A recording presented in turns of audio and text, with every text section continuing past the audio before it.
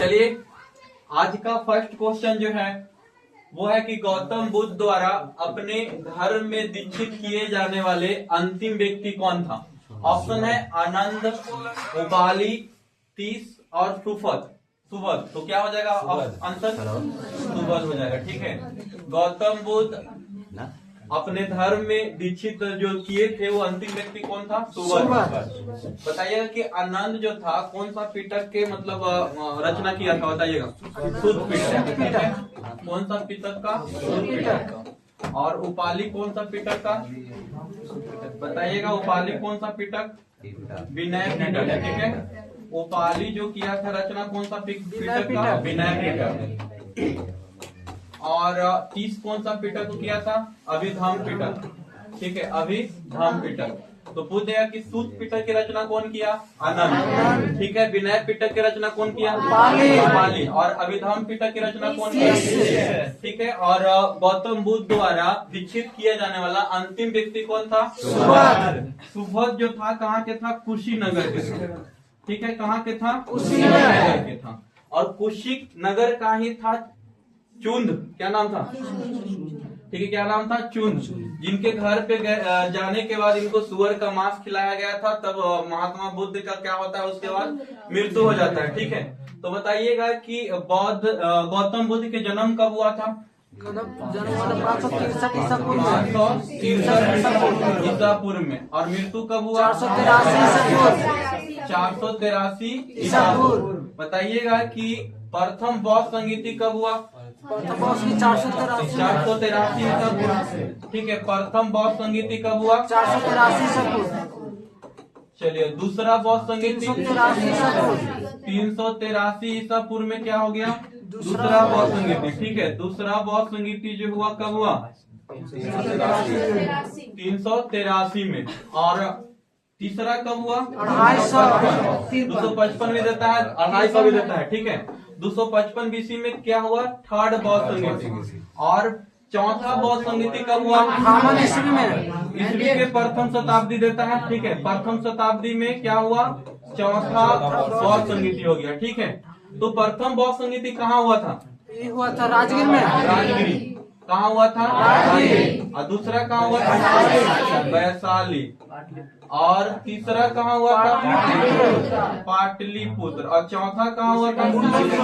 बताइए, चौथा बताइए। जम्मू कश्मीर। कुंडलबन।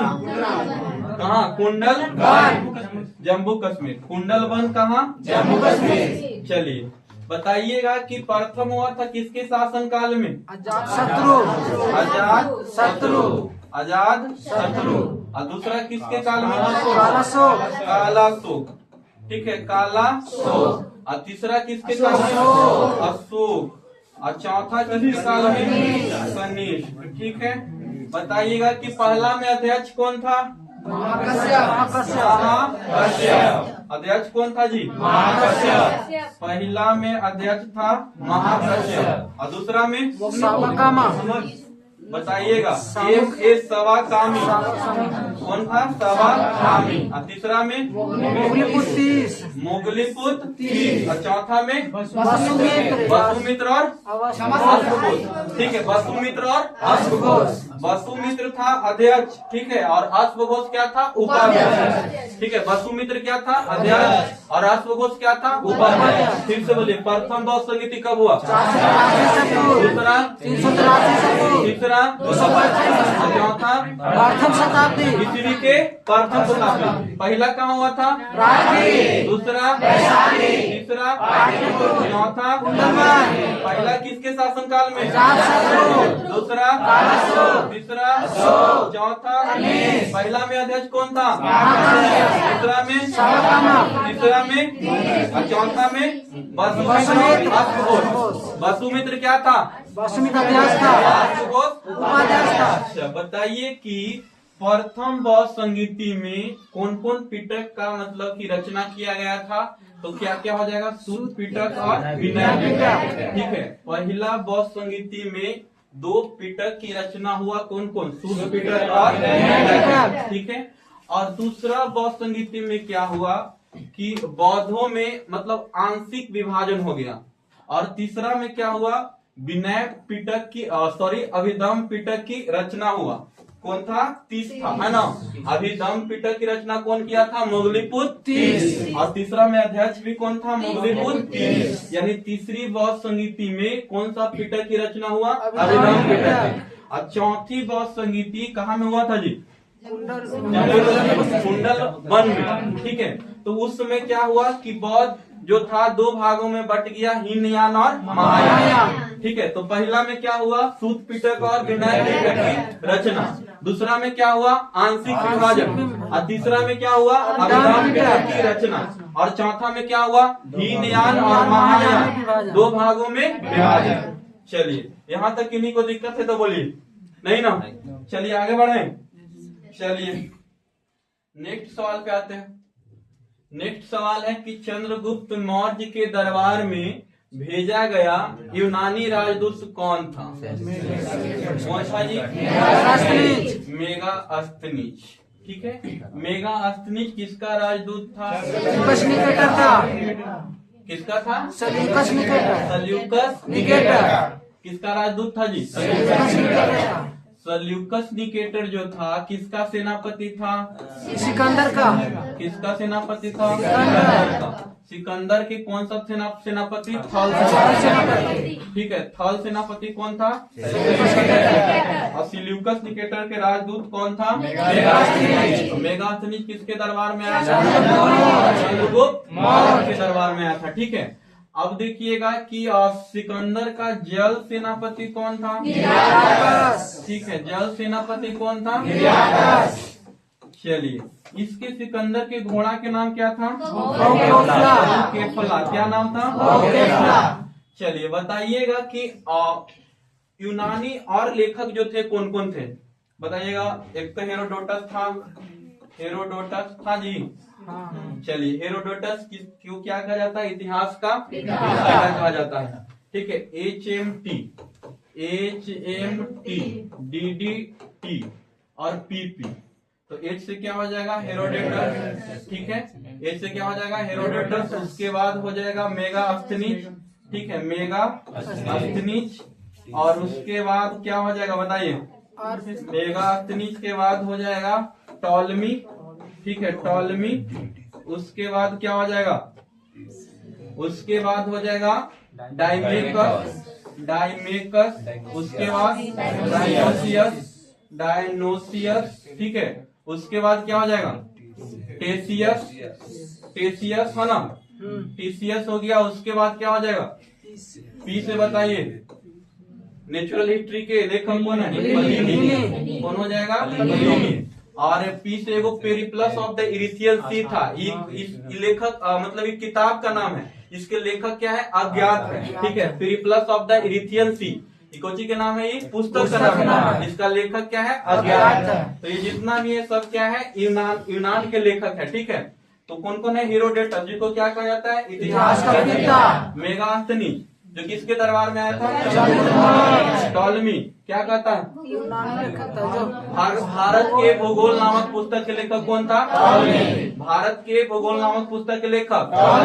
डायमेकस किसके दरबार में आया था? बिंदुसार। डायमेकस किसके दरबार में? बिंदुसार। और डायनोसियस किसके दरबार में? अशोक के दरबार में। डायनोसियस किसके दरबार में? अशोक के दरबार में। अब प्लिनी क्या है? नेचुरल हिस्ट्री पुस्तक के लेखक। नेचुरल हिस्ट्री पुस्तक के लेखक, ठीक है। अब पेरिप्लस ऑफ द इरिथियन सी क्या है? एक किताब का नाम है जिसके लेखक अज्ञात है। फिर से एक बार, हेरोडोटस क्या है? इतिहास के पिता, ठीक है। मेगास्थनीज किसके दरबार में? टॉलमी भारत पुस्तक के लेखक। डायमेकस किसके दरबार में? बिंदुसार के दरबार में। किसके दरबार में? और डायनोसियस किसके दरबार में? के दरबार में, ठीक है। और टीसीएस कहाँ के? ईरान के राजवैद था, ठीक है। टीसीएस कहाँ के राजवैद था? ईरान के राजवैद था। और प्लिनी कौन सा पुस्तक लिखा है? कौन सा पुस्तक? और पेरिप्लस ऑफ द इरिथियन सी क्या है? एक किताब का नाम है जिसके लेखक क्या है? चलिए नेक्स्ट क्वेश्चन पर चलते हैं। नेक्स्ट क्वेश्चन है कि विक्रमशिला नामक प्राचीन विश्वविद्यालय की स्थापना किसने किया? किसने किया? कुमारगुप्त जो था कौन सा विश्वविद्यालय की स्थापना किया? नालंदा। कौन सा विश्वविद्यालय? भोपाल। कौन सा विश्वविद्यालय? ओदंतपुरी। ठीक है, ओदंतपुरी विश्वविद्यालय की स्थापना कौन किया? भोपाल। ठीक है। चंद्रगुप्त फर्स्ट, चंद्रगुप्त द्वितीय के दरबार में कौन आया था? कौन आया था जी? चंद्रगुप्त मौर्य के दरबार में मेघाक्षी आया था। चंद्रगुप्त द्वितीय के दरबार में फाहियान। कौन आया था? ठीक है। ये फाहियान जो था कहाँ से आया था? चाइना से आया था। ठीक है, फाहियान कहाँ से आया था? चाइना से। चंद्रगुप्त द्वितीय के दरबार में कौन आया था? फाहियान आया था। फाहियान जो आया था कहाँ से आया था? चाइना से। चाइना से 4 गो आया था। कौन कौन? फाहियान, इति सिंह और संजीवजन और हेनसन। ठीक है, 4 गो आया था। ठीक है, कौन कौन? फाहियान, इति सिंह, संजीवजन और हेनसन। हेनसन किसके दरबार में? हर्षवर्धन के दरबार में। हेनसन किसके दरबार में? और फाहियान किसके दरबार में? चंद्रगुप्त द्वितीय। ठीक है।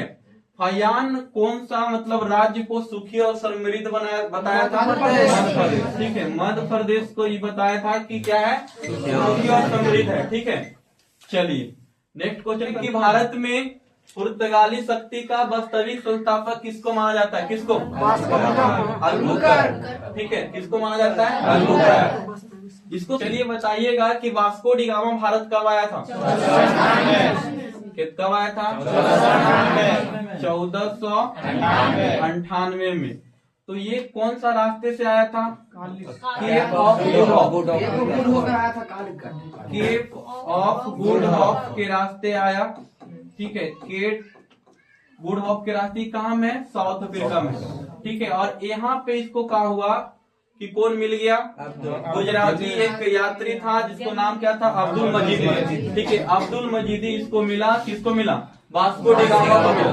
और वास्को डी गामा को कहा कि चलो भाई हम तुमको लेके चलते हैं भारत के, हम देखें। लेकिन इससे भी पहले एक आया था बार्थोलोमियो डियाज। क्या नाम था उसको? Bartolomeu Diaz. ठीक है, बार्थोलोमियो डियाज नाम था, जो सबसे पहले आया था 1487 में। ठीक है, 1487 में जब बार्थोलोमियो डियाज आया था, वो केप ऑफ गुड होप पर आकर के लौट गया था, क्योंकि उसको रास्ता पता नहीं चला था। फिर कहा किया कि वहाँ के राजा जो था भेजा। किसको भेजा? वास्को डी गामा को। तो वास्को डी गामा जो आया 1498 में, ये केप ऑफ गुड होप के पास इसको कौन मिल गया? गुजरात के एक यात्री था जिसका नाम क्या था? अब्दुल मजीद। वो मिला और उसको भारत लेके आया कालीकट बंदरगाह केरल में। ठीक है, सबसे पहले जो वास्को डी गामा आया कहाँ पे आया? कालीकट बंदरगाह कहाँ पे? केरल। और केरल में उसको कहा हुआ कि वहाँ का स्थानीय शासक जमोरिन जो था उसको क्या किया? स्वागत किया। उसका नाम क्या था? जमोरिन। चलिए बताइएगा गोवा को कौन जीता था? गोवा को जीता कौन था? गोवा को जीता अल्बुकर्क। कौन जीता? गोवा को जीता अल्बुकर्क, लेकिन उसको राजधानी कौन बनाया? नीनो डी कुना। राजधानी कौन बनाया? गोवा को राजधानी कौन बनाया? नीनो डी कुना। जीता कौन? अल्बुकर्क। ठीक है, और अल्मीडा जो था इसके शासन में एक आया था क्या? Blue water policy. ठीक है, ब्लू वाटर पॉलिसी। ठीक है, ब्लू वाटर पॉलिसी किसके शासन में आया था? अल्मीडा लाया था, Francisco de Almeida. Blue water policy कौन लाया था? Francisco de Almeida. चलिए नेक्स्ट क्वेश्चन पे आते हैं। नेक्स्ट क्वेश्चन है कि भारत राज्यों का संघ है तथा संघ में अधिक शक्ति निहित है, कहाँ से लिया गया है? ऑप्शन है यूएसए, रूस, ब्रिटेन, कनाडा। कौन सा होगा? कनाडा। ठीक है, भारत राज्यों का संघ है, संघ में अधिक शक्ति निहित है, कहाँ से लिया गया है? कनाडा से। यूएसए से क्या लिया गया? प्रस्तावना लिया गया। और प्रस्तावना के शब्द कहाँ से लिया गया? ऑस्ट्रेलिया। ठीक है, प्रस्तावना कहाँ से? यूएसए। और इसको में जो शब्द होता है वो कहाँ से? ऑस्ट्रेलिया से लिया गया। ठीक है, राष्ट्रपति और राष्ट्रपति पर महाभियोग, ये दोनों कहाँ से? यूएसए। ठीक है, राष्ट्रपति और राष्ट्रपति पर महाभियोग कहाँ से लिया गया है? यूएसए। महाभियोग अनुच्छेद कितना के तहत लगता है? 61। अनुच्छेद कितना के तहत? 61। ठीक है, चलिए और बताइएगा कि उपराष्ट्रपति का भी पद कहाँ से लिया गया है? यूएसए से। उपराष्ट्रपति का पद कहाँ से? यूएसए। और मौलिक अधिकार भी कहाँ से? यूएसए। ठीक है, मौलिक अधिकार भाग कितना में? 3 में, जिसको मैग्ना कार्टा के रूप में भी जाना जाता है। ठीक है, रूस से क्या लिया गया है? मौलिक कर्तव्य। ठीक है, मौलिक कर्तव्य कहाँ से लिया गया है? रूस से। मौलिक कर्तव्य कहाँ से? रूस से। और मौलिक अधिकार कहाँ से? यूएसए से। और राज्य के नीति निर्देशक सिद्धांत कहाँ से? आयरलैंड से। कहाँ से? आयरलैंड। ब्रिटेन से क्या लिया गया है? संसदीय लिया गया है, संसदीय व्यवस्था। और चुनाव जीतने का जो वोट के आधार पर जो चुनाव जीता जाता है वो भी कहाँ से लिया गया है? ब्रिटेन से लिया गया है। चलिए नेक्स्ट सवाल पे आते हैं।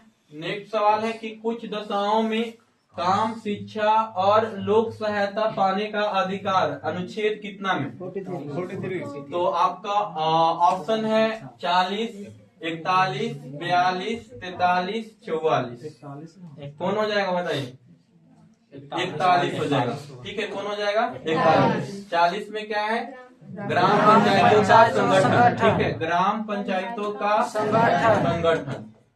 अनुच्छेद कितना में? 40 में। 41 में क्या हो जाएगा? काम, शिक्षा और लोक सहायता पाने का अधिकार। 42 में क्या है? प्रसूति सहायता का उपवन। ठीक है, प्रसूति सहायता का उपवन। ठीक है, और 43 में क्या है? कुटीर उद्योग का प्रोत्साहन। ठीक है, कुटीर उद्योग का प्रोत्साहन। और इसी में जो था मनरेगा, मनरेगा का नया नाम क्या हो गया है? VVG राम जी। VVG राम जी। यानी अगर पूछ देगा कि VVG राम जी अनुच्छेद कितना में? पहले मनरेगा इसका नाम था, अब इसका नया नाम क्या हो गया है? VVG राम जी। कुटीर उद्योग भी कितना में? 43 में। ठीक है, और मनरेगा यानी अभी का VVG राम जी कितना में? 44 में क्या है? एक समान सिविल संहिता, है ना? एक समान सिविल संहिता कितना में है? 44। एक समान सिविल संहिता। अच्छा बताइए क्या है? सभी मूल आधारीय बलों में सबसे कमजोर बल कौन सा है? चलिए बताइए। गुरुत्वाकर्षण बल। कौन सा बल है? गुरुत्वाकर्षण। सवाल है कि सबसे प्रबल ऑक्सीकारक पदार्थ कौन है?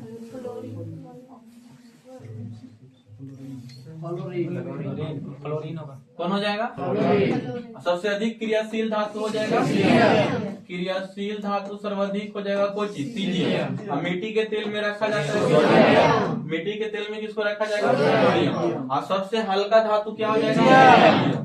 सबसे हल्का धातु क्या हो जाएगा? यानी पूछ देगा सबसे प्रबल ऑक्सीकारक तो कौन चीज? सबसे अधिक क्रियाशील धातु कौन चीज? मिट्टी के तेल में किसको रखा जाएगा? सबसे हल्का धातु कौन चीज? सबसे हल्का तत्व पूछ देगा तो सबसे हल्का तत्व अगर पूछेगा तो कौन चीज? हाइड्रोजन। लेकिन सबसे अगर हल्का धातु पूछेगा तो कौन चीज? ठीक है, सबसे हल्का तत्व पूछ देगा तो हाइड्रोजन। और सबसे हल्का धातु पूछ देगा तो मिट्टी के तेल में रखने वाला और सबसे अधिक क्रियाशील धातु प्रबल ऑक्सीकारक क्लोरीन। चलिए नेक्स्ट सवाल पे आते हैं। नेक्स्ट सवाल है कि मुद्रा आकृति मापने का सबसे सरल माप क्या है? M1, M2, M3, M4। ठीक है, क्या हो जाएगा? M1। M1 हो जाएगा सबसे मुद्रा आपूर्ति मापने का सबसे तरल माप क्या हो जाएगा? M1। ठीक है, और M2 क्या है? M1 प्लस डाकघर में जो जमा राशि होता है वो होता है क्या होता है? M2। M3 का होता है कि M1 प्लस मतलब बैंक में जो जमा होता है वो हो जाता है M3। M4 क्या होता है? M3 प्लस डाकघर में पूरा जितना भी मतलब जो भी है ना सब जमा जो है किस में हो जाएगा? M4 में। यानी M3 प्लस डाकघर में जितना भी जमा है वो सब किस में हो जाएगा? M4 में। यानी अगर सवाल पूछ देगा कि मुद्रा आपूर्ति मापने का सबसे सरल माप क्या हो जाएगा? M1। M2 क्या है? M2 प्लस डाकघर में जो बचा हुआ शेष राशि वो, और M3 क्या है? M1 प्लस बैंक में। ठीक है, और M4 क्या है? M3 प्लस डाकघर में पूरा जो भी है सब। चलिए नेक्स्ट पर आते हैं। नेक्स्ट सवाल है कि कौन सी पर्वत श्रेणी भारत की सबसे पुरानी है? अरावली। कौन सा है जी? अरावली कहाँ में है जी? कहाँ में? अरावली के सबसे ऊंचा शिखर कौन सा है? गुरु शिखर की ऊंचाई कितना? 1700 मीटर। ठीक है, अरावली कहाँ से कहाँ तक फैला हुआ है? दिल्ली तक है। राजस्थान से दिल्ली तक, ठीक है। राजस्थान से कहाँ तक? दिल्ली तक। दिल्ली में जो रायसीना पहाड़ी है ये किस पर है? अरावली पर्वत पर है। और रायसीना पहाड़ी पर ही दिल्ली में कौन सी है? राष्ट्रपति भवन। कौन सा भवन है? राष्ट्रपति भवन। कौन सा पहाड़ी पर? रायसीना पहाड़ी पर। रायसीना पहाड़ी किसका भाग है? अरावली का भाग है, ठीक है। अभी चर्चा में था, सरकार इसको कटवा रहे थे लेकिन फिर इसको पर रोक लगा दिया गया है ना। कुछ लोग का कहना था कि अगर ये कट जाएगा तो दिल्ली में खाली प्रदूषण मतलब बढ़ जाएगा, इसलिए इस पर क्या कर दिया गया? अभी रोक लगा दिया गया। चलिए, हिमालय की सबसे ऊंचा पर्वत शिखर कौन है? Mount Everest. कौन है जी? माउंट एवरेस्ट, ठीक है। इसकी ऊंचाई कितना है? 8,850 मीटर। 8,850 मीटर। भारत में हिमालय पर स्थित सबसे ऊंची पर्वत कौन है? कंचनजंगा। कौन है जी? कंचनजंगा। ठीक है, ठीक है। लेकिन भारत के सबसे ऊंचा चोटी कौन है? केटू, काराकोरम। अगर पूछे कि भारत के सबसे ऊंचा चोटी तो कौन हो जाएगा? केटू। लेकिन हिमालय पर स्थित भारत के सबसे ऊंचा चोटी कौन हो जाएगा? ठीक है, हिमालय पर स्थित भारत के सबसे ऊंचा चोटी कौन? कंचनजंगा। लेकिन भारत के सबसे ऊंचा चोटी कौन? केटू, क्योंकि ट्रांस हिमालय में पड़ता है, इसीलिए इसको भारत के सबसे ऊंचा चोटी कह देगा। तो केटू या काराकोरम एक ही चीज है, ठीक है। सतपुड़ा की पहाड़ी कहाँ पे है? सतपुड़ा की पहाड़ी कहाँ पे है? मध्य प्रदेश में है जी। और नीलगिरी की पहाड़ी कहाँ पे है? तमिलनाडु। कहाँ पे है जी? तमिलनाडु। और नीलगिरी की सबसे ऊंची चोटी कौन है? डोडा बेटा, ठीक है। कौन है? डोडा बेटा, जो दक्षिण भारत की दूसरी सबसे ऊंची चोटी है। डोडा बेटा क्या है? दक्षिण भारत की दूसरी सबसे ऊंची चोटी। लेकिन दक्षिण भारत के पहली सबसे ऊंची चोटी क्या है? कौन है? अन्नाई मोदी कौन सा पहाड़ी पर है? अन्नामलाई, ठीक है। अन्नामलाई, ठीक है। अन्नामलाई की सबसे ऊंची चोटी कौन है? अन्नाईमुदी। अन्नाईमुदी क्या है? दक्षिण भारत के सबसे ऊंची चोटी। लेकिन दक्षिण भारत के दूसरी सबसे ऊंची चोटी कौन है? जो कौन सा पहाड़ी पर है? पहाड़ी पर है। चलिए नेक्स्ट क्वेश्चन पे आते हैं। नेक्स्ट क्वेश्चन है कि भूमध्य रेखा, कर्क रेखा और मकर रेखा तीनों किस महाद्वीप से होकर गुजरती है? अफ्रीका, ठीक है। चलिए, भूमध्य रेखा जो होता है 0 डिग्री क्या होता है? अक्षांश होता है ना। 0 डिग्री अक्षांश को क्या कहते हैं? भूमध्य रेखा। और कर्क रेखा क्या होता है बताइएगा? कर्क रेखा क्या? 23.5 डिग्री उत्तरी अक्षांश। उत्तरी अक्षांश 23.5 डिग्री क्या है? उत्तरी अक्षांश है। और मकर रेखा क्या है? मकर रेखा क्या है? 23.5 डिग्री दक्षिणी अक्षांश है ना। कर्क रेखा भारत के बीचों बीच राज्यों में गुजरता है, ठीक है। ये कितनी राज्यों से होकर गुजरती है? वो 8 राज्य कौन कौन सा है? इसको याद रखिएगा। अरे वाह, कौन कौन हो जाएगा? मिजोरम, त्रिपुरा, ठीक है। पश्चिम बंगाल, मध्य प्रदेश, छत्तीसगढ़, झारखंड और राजस्थान, ठीक है। मिजोरम, त्रिपुरा, पश्चिम बंगाल, गुजरात, मध्य प्रदेश, छत्तीसगढ़, झारखंड और राजस्थान। किस राज्य की राजधानी से गुजरता है कर्क रेखा? झारखंड। झारखंड राज्य की राजधानी से गुजरता है। और किस राज्य की राजधानी के नजदीक से गुजरता है? मध्य प्रदेश। मध्य प्रदेश राज्य की राजधानी के नजदीक से गुजरता है, ठीक है। यानी भोपाल के नजदीक से गुजरता है। चलिए नेक्स्ट सवाल पे आते हैं। नेक्स्ट सवाल है कि राज्यपाल को हटाना अनुच्छेद कितना में?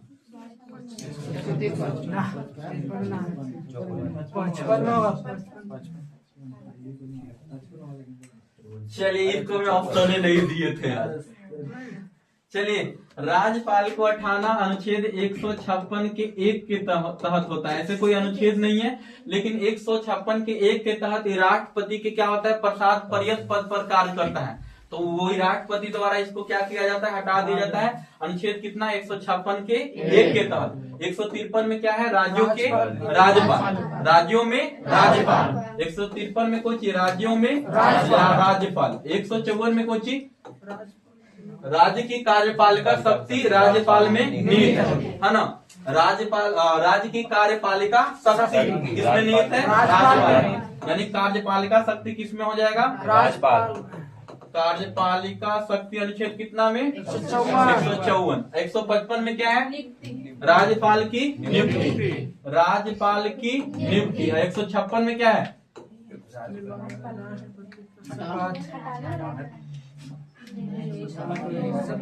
156 में बताइए।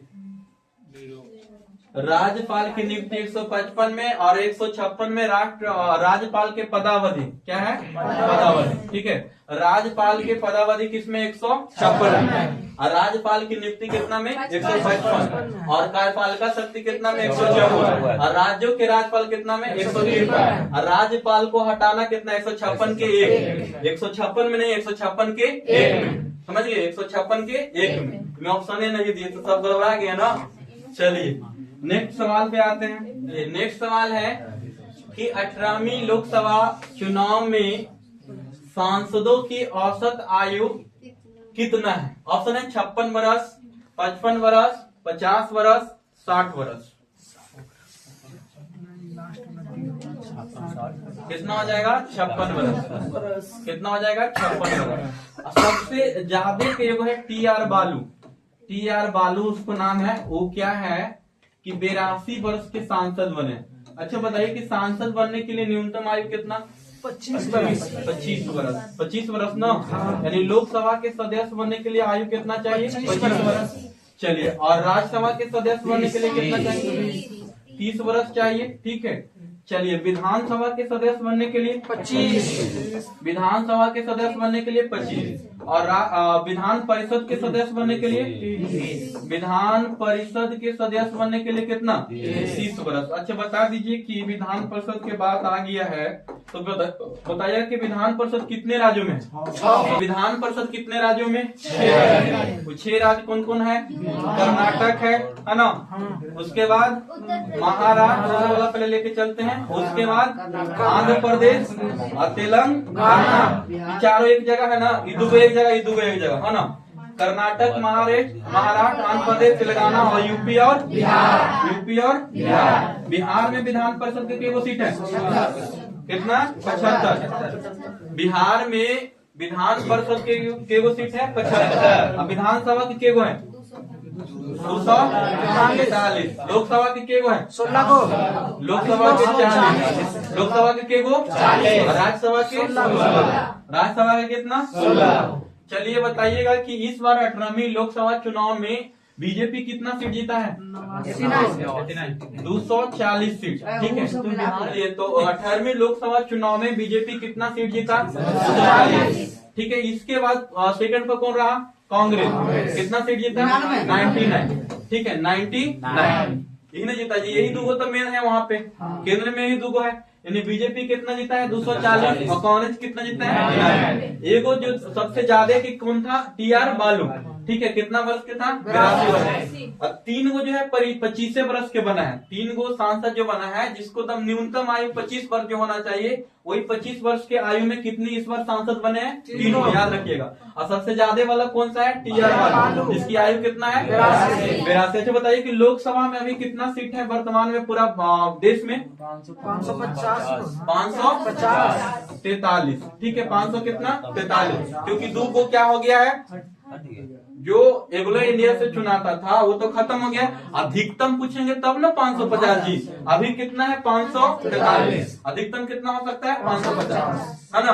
राज्यसभा में कितना? 245। राज्यसभा में कितना? 245। अधिकतम कितना? 250। चलिए नेक्स्ट सवाल पे आते हैं।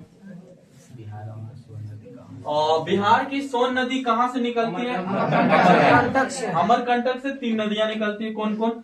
नर्मदा नदी, सोन नदी और चलिए मान लीजिए कि यहाँ पे अमरकंटक है। चलिए अमरकंटक की पहाड़ी यहाँ पे है तो 3 नदियां निकलती है। नर्मदा किधर से निकलती है? अमरकंटक के पश्चिम की ओर से। ठीक है, पश्चिम की ओर से। अमरकंटक के पश्चिम की ओर से कौन सा नदी? नर्मदा। और अमरकंटक के दक्षिण की ओर से कौन सा नदी? महानदी। ठीक है, उत्तर की ओर से कौन सा नदी? सोन नदी। उत्तर तब ना बिहार में, बिहार मतलब गंगा में मिलेगा। उत्तर की ओर से कौन सा नदी? नदी। और दक्षिण की ओर से कौन सा नदी? महानदी। और पश्चिम की ओर से कौन सा नदी? नर्मदा नदी। ठीक है। मानसरोवर झील कहाँ में? तिब्बत। वहां से 3 नदियां निकलती, कौन कौन? सतलज, सतलज, सिंधु ब्रह्मपुत्र नदी और ब्रह्मपुत्र। ठीक है, ब्रह्मपुत्र। चलिए बताइएगा कि सतलज जो है कौन सा हिमालय से निकलती है? राकसताल से। ठीक है, कौन सा? राकसताल झील से निकलती है। चलिए, सिंधु कहाँ से? सानो खयाबाब, है ना? सानो खयाबाब, खयाबाब। मानसरोवर तो पहले ही बताइए दिए हैं जी। कौन सा हिमनद से? सानो खयाबाब। और ब्रह्मपुत्र कौन सा? चेमयुंगडुंग, चेमयुंगडुंग, चेमयुंगडुंग। ठीक है, ब्रह्मपुत्र जो मानसरोवर झील के पास से कौन सा हिमानी है? चेमयुंगडुंग, वहां से निकलती है। और सतलज कहाँ से? राकसताल से। और सिंधु कहाँ से? सानो खयाबाब। ब्रह्मपुत्र को तिब्बत में क्या कहा जाता है? सांगपो। और असम में क्या कहा जाता है? दिहान। असम में क्या कहा जाता है? दिहान। चलिए नेक्स्ट सवाल पे आते हैं। नेक्स्ट सवाल है कि विश्व क्षय रोग दिवस कब मनाया जाता है? 24 मार्च। 24 मार्च। 22 मार्च को क्या मनाया जाता है? बिहार दिवस है, विश्व जल दिवस भी, है ना? और 23 मार्च को मौसम विज्ञान दिवस। सही बता रहे हैं, मौसम विज्ञान दिवस, है ना? 23 मार्च को मौसम विज्ञान दिवस। और 22 मार्च को विश्व जल दिवस, है ना? और 24 मार्च को विश्व क्षय रोग दिवस, विश्व क्षय रोग दिवस। अच्छा बता दीजिए कि 26 नवंबर को क्या मनाया जाता है जी? संविधान दिवस। कुछ ही संविधान दिवस। 26 जनवरी के ठीक है, 15 अगस्त के और 2 अक्टूबर के। ये 3 दिन क्या होता है? राष्ट्रीय छुट्टी होता है ना? 26 जनवरी, 15 अगस्त और 2 अक्टूबर। ठीक है। अच्छा बता दीजिएगा कि जनसंख्या दिवस कब मनाया जाता है? जनसंख्या दिवस 11 जुलाई। ठीक है। और मतदान दिवस कब मनाया जाता है? 25 दिसंबर। 25 जनवरी, है ना? 25 जनवरी मतदान दिवस कब मनाया जाता है? 25 जनवरी। चलिए नेक्स्ट सवाल पे आते हैं। नेक्स्ट सवाल